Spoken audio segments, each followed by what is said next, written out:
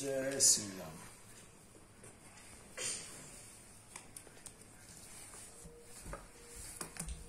सबसे पहले तो मैं आज छठ महापर्व पर आप सभी को शुभकामनाएं संप्रेषित करना चाहता हूं। छठ महापर्व बिहार का या पूर्वांचल समाज का महापर्व है, लोक पर्व है, जो अब महापर्व के रूप में पूरे भारत में नहीं समेत जो है पूरे भारत ही नहीं बल्कि पूरी दुनिया में जो है विख्यात हो गया है और स्थापित हो गया। मुझे जो इस छठ पर्व के साथ खास बात लगती है कि स्थानीयता को समेटता हुआ यह पर्व अब जो है विश्वव्यापी हो गया है, वैश्विकता को धारण कर लिया, वैश्विक आकार को जो है वैश्विक स्वरूप को धारण कर लिया। जहां जहां बिहार के लोग गए हैं वहां वहां जो है छठ की शुरुआत हो गई और वहां पर छठ की शुरुआत होने के साथ साथ लोग जो आसपास में उनके संपर्क में आने वाले लोग हैं वो उनसे जुड़े और छठ का एक विस्तार हुआ है और महापर्व का रूप धारण कर लिया। जो दूसरी बात खास बात यह लगती है कि यही एक पर्व है जिसमें पूर्वांचली समाज की प्रकृति जो उनका नेचर है वह भी प्रदर्शित होता है। आम कहावत है या आम धारणा है कि उगते सूरज को लोग प्रणाम करते हैं, उगते सूरज की जो है उपासना होती है, पूजा होती है। यानी कहने का मतलब है जब आदमी की सितारे जब बुलंदी पर होते हैं तो वैसी स्थिति में जो है लोग उन्हें वरण करते हैं, उनके आगे पीछे घूमते हैं, उनके साथ देते हैं। लेकिन हम पूर्वांचलियों की खास बात यह है कि हम मंदे दिनों में यानी जब आपका समय खराब चल रहा होता है तो वैसी स्थिति में हम आपके साथ होते हैं और उम्मीद करते हैं कि आप उगते जब आपका समय ठीक होगा तो उस स्थिति में आप भी हमें साथ रखेंगे। मुझे इस पर्व की खास बात यही लगती है क्योंकि इस छठ महापर्व की शुरुआत जो पहला अर्घ होता है वह शाम में डूबते हुए सूरज के अर्घ के साथ शुरू होता है। यानी जब मंदे के दिन चल रहे होते हैं व्यक्ति के, तब भी हम पूर्वांचलियों में साथ देने की एक जो है प्रकृति है, साथ देने का एक जो स्वभाव है वह स्पष्ट रूप से दिखता है। क्योंकि सच्चाई भी है और कहावत भी है कि उगते सूरज को तो सभी प्रणाम करते हैं लेकिन हम बिहारी तो डूबते हुए सूरज को भी प्रणाम करते हैं। यानी जब आपका किसी व्यक्ति का दिन मंदा चल रहा होता हो, समय खराब चल रहा होता, तब भी हम पूर्वांचली उनके साथ देने के लिए जाने जाते हैं। तो छठ महापर्व की शुरुआत के साथ मैं अब आगे रामचरितमानस के पाठ को आगे बढ़ाता हूं। जो सुधारी हरिजन जिमिले ही दलि दुख दोष विमल जसु देहि खलउ करहि भल पाई सुसंगु मिटई न मलिन स्वभाव अभंगु। अर्थात भगवान के भक्त जैसे उस चूक को सुधार लेते हैं और दुख दोषों को मिटाकर निर्मल यश देते हैं, वैसे ही दुष्ट भी कभी कभी उत्तम संग पाकर भलाई करते हैं परंतु उनका कभी भंग न होने वाला मलिन स्वभाव नहीं मिटता। तुलसीदास जी का कहना है कि अच्छे संगति पाकर कई बार दुष्ट भी अच्छे आचरण कर जाते हैं लेकिन वह अपवाद स्वरूप है क्योंकि उनकी प्रकृति भलाई करने की नहीं है। लखी सुवेश जग बंचक जेऊ बेस प्रताप पूजहि तेऊ उघरहि अंत न हो निबाहू काल ने मिजि मिरावन राहु। अर्थात जो वेशधारी यानी ठग उन्हें ही अच्छा साधु का वेश बनाकर या देकर वेश के प्रताप से जग पूजता है। यानी जब ठग भी साधु के वेश में आ जाते हैं तो दुनिया उन्हें साधु समझकर पूजती है परंतु एक न एक दिन वे चौड़े आ ही जाते हैं, अंत तक उनका कपट नहीं निभता है, जैसे काल नेमी रावण और राहुल का हाल हुआ। कहने का मतलब है अर्थात कहने का मतलब गोस्वामी तुलसीदास जी कहते हैं कि ठग चाहे अपना आवरण जितना भी बदल ले वह बहुत लंबे समय तक अपने आप को छिपा करके समाज में नहीं रख सकता है क्योंकि एक न एक दिन उनकी जो प्रकृति है उसके हिसाब से उनके कर्म जो है सामने आ जाते हैं। जैसे उन्होंने उदाहरण के तौर पर दिया कि रावण, कालनेमी और राहु जो है अपने कृत्यों के चलते चाहे उन्होंने जो है कुछ दिन का वेशभूषा ऐसा धारण कर लिया था कि वे अच्छे लोग हैं लेकिन जब समय आया उनकी प्रकृति के हिसाब से उन्होंने अपने कार्य को अंजाम दिया और अंतिम रूप में वे ठग के रूप में ही, दुष्ट के रूप में ही स्थापित हो पाए। किरिये हूं केव सुसाधु सन मानु जिमि जग जाम्बवंत हनुमान, हानि कुसंग सुसंगति लाहू, लोकहु वेद विदित सब काहू। अर्थात बुरा वेश बना लेने पर भी साधु सम्मान ही होता है,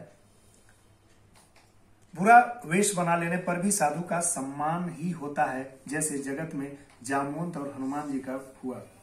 बुरे संग से हानि और अच्छे संग से लाभ होता है, यह बात लोक और वेद में है, सभी लोग इसको जानते भी हैं। गगन चढ़ऊ रज पावन प्रसंग पवन प्रसंगा, किंचहि मिलई नीज जल संगा, साधु असाधु सदन मुख सुख सारी, सुमरई राम देहि गनिगारी। अर्थात पवन के संग में धूल आकाश पर चढ़ जाती है, वहीं नीचे की ओर यानी अधोगामी जल के संग से कीचड़ मिल जाती है। साधु के घर के तोता मैना राम राम सुमिरते हैं, जबकि असाधु के घर के तोता मैना गिन गिन कर गालियां देते हैं। यानी कहने का मतलब तुलसीदास ने कहा है कि अगर आपको संगति अच्छे लोगों की होती है तो न सिर्फ मनुष्यों में ही उसका प्रभाव पड़ता है, बल्कि पशु पक्षियों में भी वह प्रभाव पड़ता है, संगति का प्रभाव पड़ता है। उन्होंने उदाहरण के तौर पर, दृष्टांत के तौर पर कहा है कि अगर साधु के घर में तोता होगा, वही तोता साधु के घर में होता है तो राम का नाम सुमिरन करता है, जबकि जब दुष्टों के असाधुओं के घर में होता है वही तोता, जिसकी प्रकृति वही है, तो वह संगति पा करके गिन गिन कर गालियां देता है। धूम कुसंगति कारिख होई, लिखिए पुराण मंजू मसीहो सोई, सोई जल अनल अनिल संघाता, होई जलद जग जीवन दाता। अर्थात कुसंग के कारण धुआं कालिक कहलाता है, वही धुआं सुसंग में सुंदर स्याही होकर पुराण लिखने के काम में आता है। वही धुआं जल अग्नि पवन के संग मिलकर बादल बनता है, जो जगत को जीवन देने वाला बन जाता है। इन्होंने अच्छा उदाहरण दिया है, बहुत ही सुसंगत उदाहरण दिया है कि कुसंगति में पाकर वह धुआं जो है कालिक हो जाता है, और कालिमा का प्रतीक है, दोषों का प्रतीक है। वही धुआं जब सुसंगति पाता है, उससे जब स्याही बना लिया जाता है, तो वेद पुराण जैसे ग्रंथ भी उसी काले धुएं से स्याही बनाकर लिखे गए, यानी सुसंगति में उसको परिवर्तित किए गए हैं, जो उनका गुण में परिवर्तन हो, उसके कारण ऐसा संभव हो पाया। उन्होंने एक उदाहरण और दिया है कि जब धुआं जल अग्नि और पवन के संग में जब एक संगति होती है, अग्नि से यानी निकलने वाले धुआं से जब उनकी संगति होती है, तो वे बादल बनकर के वर्षा कराते हैं। और वर्षा ऋतु आप पता होगा कि जीवनदायिनी है, क्योंकि सारे तरह के फसलों का उपज जो है वहीं से होता है। प्रकृति को हरा भरा और वातावरण को हरा भरा बनाए रखने के लिए, हरित बनाए रखने के लिए वर्षा कितना आवश्यक है। अगर वर्षा का जल न हो तो जीवन में जल की कमी हो जाएगी, और बिना जल के बिन पानी सब सून वाली स्थिति हो जाएगी। ग्रह भेषज जल पवन पट, पाई कुजोग सुजोग, होहि कुवस्तु सुवस्तु जगह, लखई सुलक्षण लोग, सियावर रामचंद्र की जय। ग्रह, औषधि, जल, वायु और वस्त्र, ये सभी कुसंग और सुसंग पाकर संसार में बुरे और भले पदार्थ हो जाते हैं। चतुर और विचारशील पुरुष ही इस बात को जान पाते हैं। सम प्रकाश तम पाख दहूं, नाम भेद विधि किन, शशि शोषक पोषक समझूं, जग जस अपजस दिन, सियावर रामचंद्र की जय।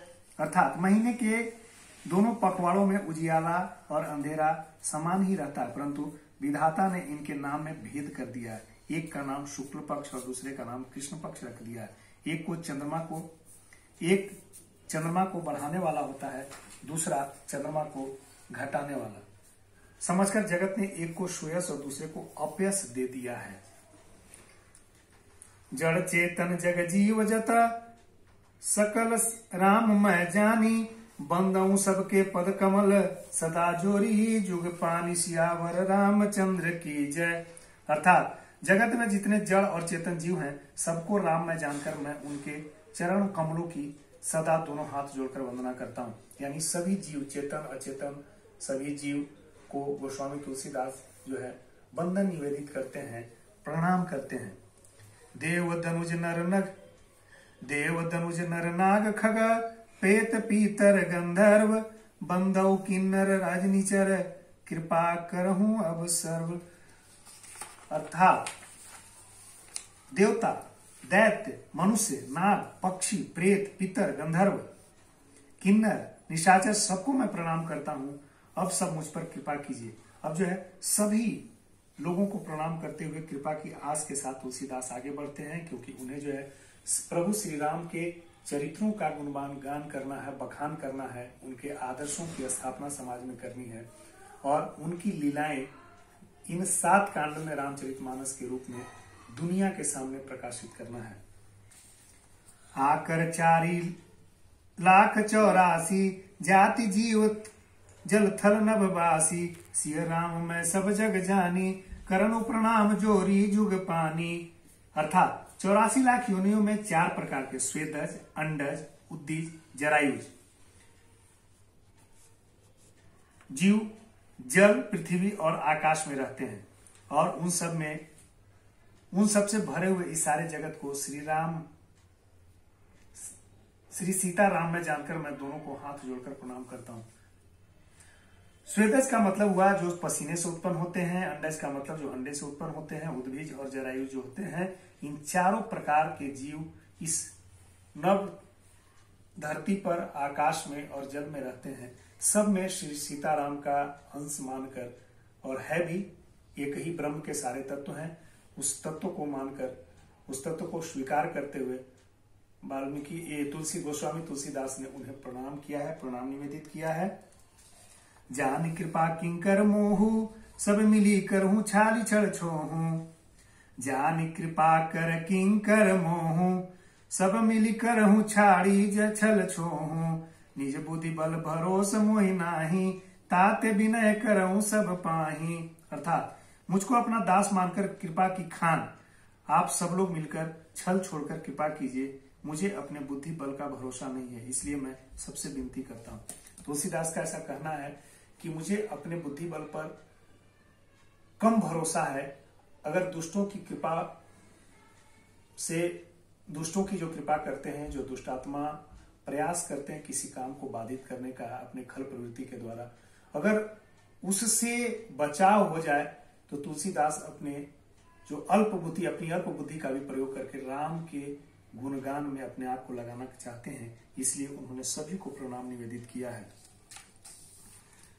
करन चहु रघुपति गुण गाहा, लघुमति मोरी चरित अवगाहा। सुजन एकऊ अंग उपाऊ, मनमति रंक मनोरथ पाऊ। अर्थात मैं श्री रघुनाथ जी के गुणों का वर्णन करना चाहता हूँ, परंतु मेरी बुद्धि छोटी है और श्री राम जी का चरित्र अथाह है, इसके लिए मुझे उपाय का एक ही अंग अर्थात लेश मात्र भी उपाय नहीं सूझता। मेरे मन और बुद्धि कंगाल है, किंतु मनोरथ राजा है।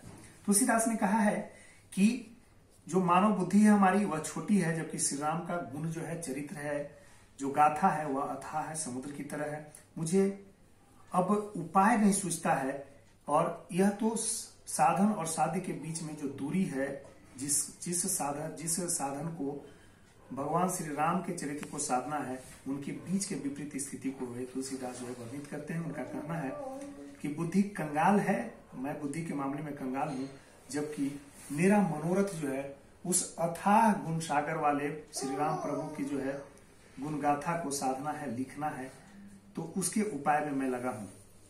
मति अति नीच ऊंची रुचि आछी, चाहिए अमीय जग जुरई न छाछी। छमी हई सज्जन मोरी ढिठाई, सुनहि बाल बचन मन लाई। मेरी बुद्धि तो अत्यंत नीची है और चाह बड़ी ऊंची है। चाह तो अमृत पाने की है, पर जगत में जुड़ती छाछ भी नहीं है। यानी अमृत और छाछ की तुलना करते हैं कि चाह तो ऐसी है कि श्री प्रभुराम की कृपा, श्री प्रभुराम की जो लीलाएं हैं, उनके जो जीवन चरित्र है, उनका संग्रहण किया जाए, उनका संकलन किया जाए और रामचरितमानस के रूप में जो दुनिया के सामने लाया जाए, तो यह अमृत के समान है। लेकिन जो संसार में उसकी स्थिति है, जो हमारी बुद्धि है, जो हमारी पहुंच है, हमारा सामर्थ्य है, वह छाछ के समान है, मट्ठे के समान है। सज्जन मेरी ढिठाई को क्षमा करेंगे और मेरे बाल बच्चों को मन लगाकर प्रेम पूर्वक सुनेंगे। जो बालक कहतो तरी बाता, सुनहि मुदित मन पितु अरु माता। हंसहि कूर कूर कुटिल कुविचारी, जे पर दूषण भूषण धारी। अर्थात जैसे बालक जब तोतले वचन बोलता है तो उसके माता पिता उन्हें प्रसन्न मन से सुनते हैं, किंतु क्रूर, कुटिल और बुरे विचार वाले लोग जो दूसरे के दोषों को हुई भूषण के रूप में धारण किए रहते हैं, अर्थात जिन्हें पराये के दोषी प्यारे लगते हैं, वह तो हंसेंगे ही।